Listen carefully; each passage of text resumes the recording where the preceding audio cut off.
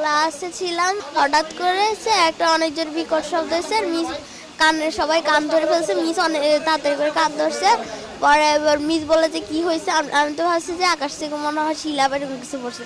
পরে আমরা যখন বেরোইছি দেখি যে যেখান দিয়ে আমরা সিঁড়ি দিয়ে ক্লাসে উঠি সেই সিঁড়ির জায়গাটা পুরোটা পুড়ে গেছে। আর সিঁড়ির ওই পাশে কিছু 7-8-এর ছেলেরা পড়তো, ওদের ইয়েটা পুরো পুড়ে গেছে। সিঁড়ির সাইড পুরো পড়ে গেছে। ওখানে অনেকে মানে গড়াগড়ি করতেছে। 7-8-এর ছেলেরা তো ভয় দৌড় দিতে গেছিলো। আগুনের পরে অনেকে গা লাল হয়ে গেছে, অনেকের খুব জামা কাপড় পুড়ে গেছে। তারা মাটিতে শুয়ে শুয়ে গড়াগড়ি করতেছে।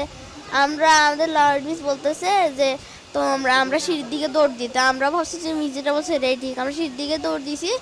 মিস বলছে আগুন নিভে গেছে, ধোঁয়া উঠতেছে। আমরা ওখানে গেছি, গ্যাস ছড়ে দিছিল। পরে মিসে একজনের গায়ে পড়ে গেছে। আবার একটা